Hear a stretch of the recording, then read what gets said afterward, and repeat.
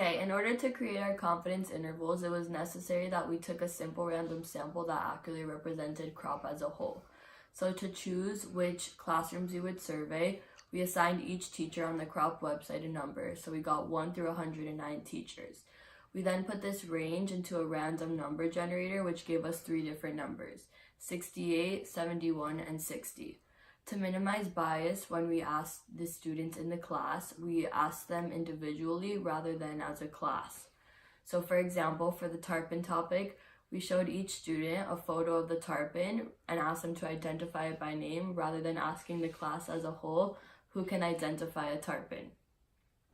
Because topic 5, which was the average GPA of males in AP Calc, and topic 10, which was the average SAT for females, had a very small sample size, we chose to increase it by collecting data from the lunch. So to randomly select which lunch we went to, we flipped a coin and we got tails, so we chose to attend lunch 2. Then, to select the area of seating from lunch 2, we assigned each area of seating a number 1 through 3, 1 being the north patio, 2 being the south patio, and 3 being the cafeteria. After we generated number 2, which was the south patio, we used cluster sampling to assign each table a number 1 through 10. And then once we randomly generated table number 4, there were 19 students sitting there, but only 14 of them qualified for the topics that were being asked. So after we combined all these methods of sampling, our sample size came out to be 96 students, and we were able to proceed in making our confidence intervals. As an example of how we calculated confidence intervals, I'm going to use topic number 1, which is the proportion of students who wear their natural hair color. So before you construct any confidence intervals, you need to check the conditions. The abbreviation for conditions is RNI, randomness, normality, and independence. So first, for the randomness, as Sam said earlier, we used a simple random sample for all of our sampling methods, so we ensured that the surveys were random. Next comes independence. So when you're constructing a confidence interval with proportion, the way that you see if the sample is independent is you do 10 times the sample size has to be less than the total population, which is the 10% rule. So our sample size was 82, so 10 times 82 is less than 2,700, which is the number of students at CROP, so we can proceed with the confidence interval. Last, we had to check normality.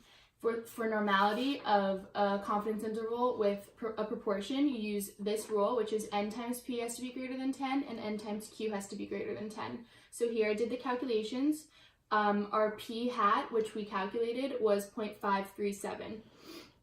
And that makes our Q, which is 1 minus P, to be 0.463. So when I did both these calculations, they both came out to greater than 10. So I was ready to proceed with our confidence interval. So the formula for a confidence interval with a proportion looks like this, which is the point estimate plus or minus z sub alpha over 2, which is the critical value, times the standard error. Now, the way you calculate standard error for a proportion confidence interval is the square root of p hat times q hat over n, where our p equals 0.537 and our q equals 0.463. Next, following the formula, we had to find our critical values and our standard error. So the critical values come from the standard normal distribution, and it tells you the area at the certain z-score. So here are the different critical values for 90% confidence interval, 95% confidence interval, and 99% confidence interval.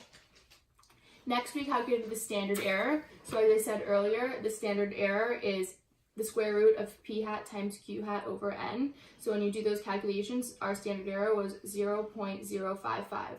So plugging this into the formula, we did p hat plus or minus each individual critical value times 0.055, and we got these 3 confidence intervals.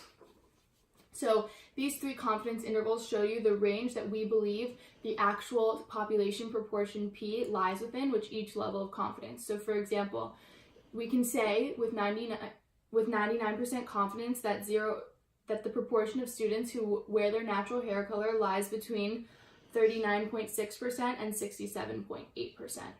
Now, you have to make sure that for topics 5, 6, and 10, because they asked for the mean confidence interval and not one having to do with the proportion, you have to use the t-distribution because we don't know the standard deviation of the population sigma. For our first topic reflection, we did it on the average GPA of male students in AP Calculus AB. For this question, we were relying on students to give their accurate GPA, which they may not have done. It was difficult to find students to survey for this question, as it's a very small population of the school that's in this class. So we also had to survey students during lunch in addition to the students we surveyed in classrooms.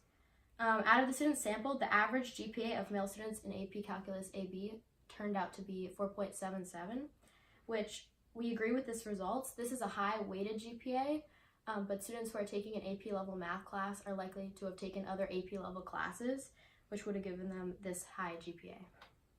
And then when surveying, we did not specify if we were asking for a weighted or unweighted GPA. This could have caused confusion, which led to bias, and caused our confidence interval to be inaccurate. Also, students might have just given a higher GPA to look good, so this also could have caused error. For a second reflection, we did it on the proportion of students who drink coffee in the morning before school. We found that the proportion of students who drink coffee in the morning before school is 33.3%. We agree with the results of this survey. It makes sense that over 25% of students would drink coffee in the morning before school, as students need extra energy as we wake up very early. This proportion might even be a little low. This question was confusing as it did not specify the amount of times that a student had to drink coffee in the morning before school to qualify to answer yes for this question. This could have caused bias, as a student who only drinks coffee once in a while might have answered no for this question, even though they do drink coffee in the morning before school.